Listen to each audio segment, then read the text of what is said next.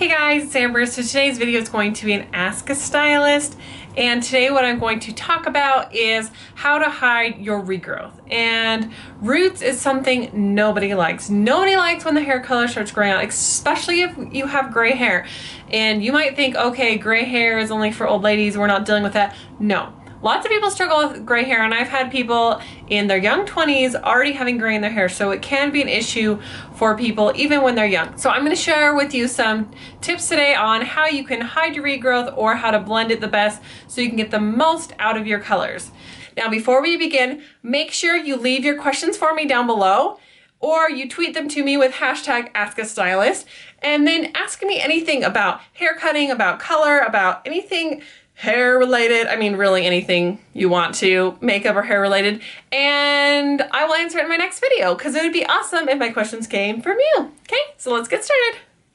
So the first thing is, if you've already gotten your hair colored, regrowth coming in, and you're wondering, well, now what do I do? Not quite ready to get it done again. So first of all is just to change your part. You'd be amazed is when your colors play, sometimes it'll be lighter and darker in places. So sometimes just changing your part up will make a big difference. Another thing is do a zigzag. I know a lot of my clients with gray hair will do this like at the end because the hair will kind of come up and over, and it just kind of hides that part line a little bit.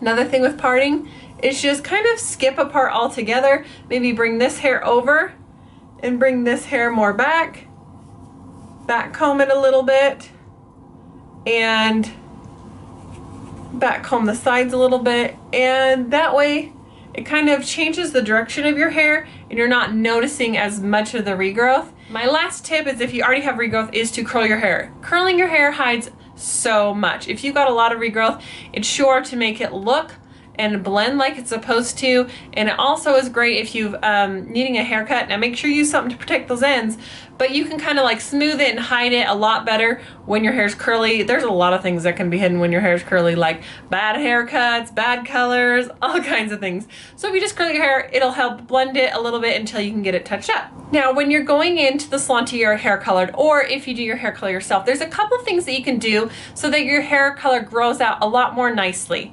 The first thing you can do is, if you're wearing your hair darker than your natural color, make sure you do a demi or a semi-permanent. That's going to fade out a little bit more than a permanent color will, and it'll soften that demarcation line. Now it doesn't mean that you still won't see a little bit of darkness and lightness that starts to grow out. It just means that the line's not going to be quite as harsh, and as it grows out, it'll fade a little bit more and start to blend into your roots. The next thing you can do is wear a subtle ombre. Now I know ombre has been all the rage, and I don't really know if it's going to be going out in 2014, but I think a subtle ombre is kind of always in style, just kind of a natural lightening at the ends and maybe not as many highlights in the top. And that's a great way to kind of blend in ombre. Maybe just do a couple and then have it be a little bit lighter, you know, not doing the stark like brown to here and then blonde, because I'm sorry, I'm just not a fan of that period. But I think if it's done right, it can look really nice and really natural, and it can really help extend the length of your hair color. So if you're not sold on an ombre and you just feel like it's not for you, one thing you can try is doing ombre highlights or lowlights.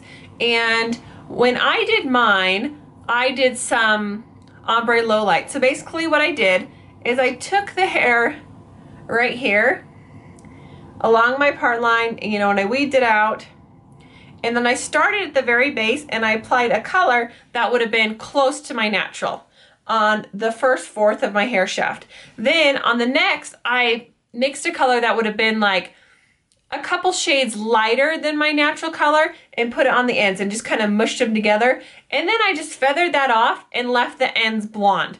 So what that did is it gave me a natural darkening right here and then slowly faded. So I didn't see any of those dark ends through the bottom of my hair. For whatever reason, when you have blonde hair, it seems like if you've got dark lowlights, they always look really like chunky on the ends.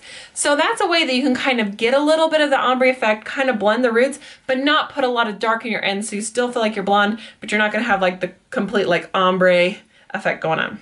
So if you want to be a blonde and you have dark hair, please, please, please, unless you're willing to go platinum and visit your salon every 2 to 4 weeks, do not do an all over blonde. It just doesn't look good. In my opinion, unless it's platinum and it's done right, it just looks like a wig. It just grows out so harsh.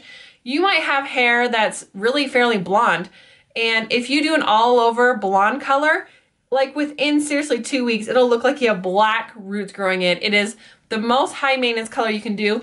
So I'd always suggest putting in highlights and lowlights, weaving your hair color in, or if you do like to do an all over color, make sure you weave highlights into it. That way, as it grows out, it just has some other like colors and dimension in it, because when it's just like one color, it grows out really harsh. People never believe me when they say this. When they come in and they say, I want to be all over blonde, I'm like, okay, I will weave you very, very heavy and I will get you very blonde. And they're like, okay, well, I don't know if it's going to be blonde enough. And then I do it and they're like, wow, this is really blonde. I'm glad we didn't do it all over. And I'm like, told ya. The next thing is, if you want to do blonde, why not do some peekaboos? I know a lot of people who will just keep their natural color and then go in underneath, and you can do some pretty heavy panels in blonde. And when you curl your hair, when you style it, those panels are going to show through and give you a lot of brightness and lightness to your hair, but you're going to have that natural hair on the top, which is going to fall over it, so you're not going to be seeing your roots.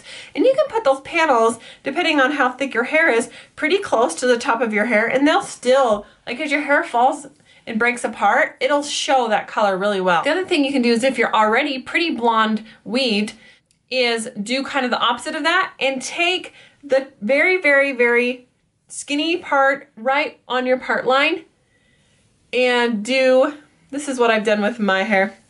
So underneath it, you can weave a lot of blonde in there on both sides and kind of the top part right here of your bangs, and make this maybe not as dark as your natural color, but maybe darker than the blonde and lighter than your roots. What that's going to do is kind of make a veil that falls over, and it's just going to blend that root line right there, but you're still going to have all these blonde pieces underneath that are going to help pop through.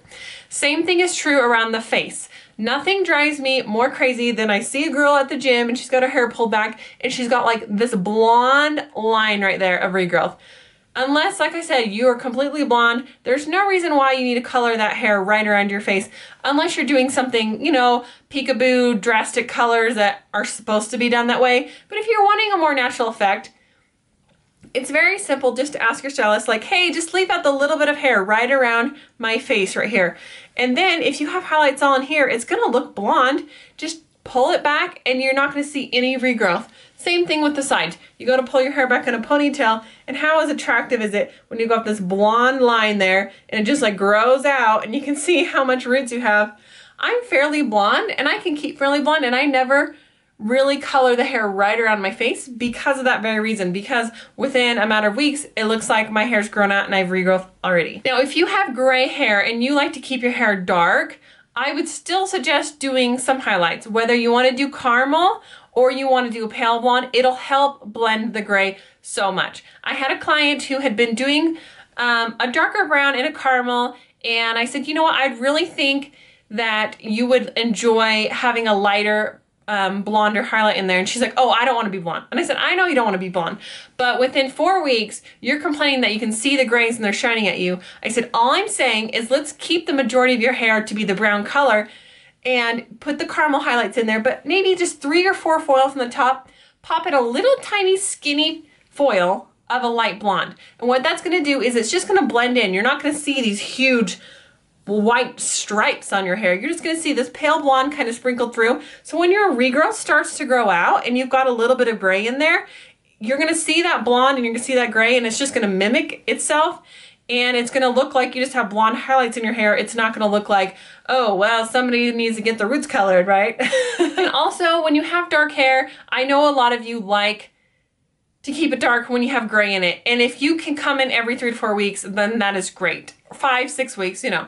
But if you have dark hair and you have gray in it and you're coloring it, if you're not going to be able to touch it up that often, go lighter. It's so much more flattering if you could just lighten up a little bit, and it won't look so harsh as the gray starts to grow. It's not going to be as drastic of a difference. The next thing you can do is, if you like to get your hair colored, you know, maybe only every couple months, but you still want to do something, is you can go in and ask your stylist for one of 2 things, either to break your base or to do a partial highlight.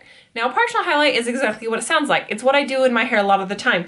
She can probably take the top part of your hair, put about 10 to 15 foils in it. It'll probably be less cost, and you'll get the whole freshening of this top half, and you won't worry about getting everything touched up underneath here. And then you can do that 1 or 2 times and then go back in and say, okay, I'm ready to have my full.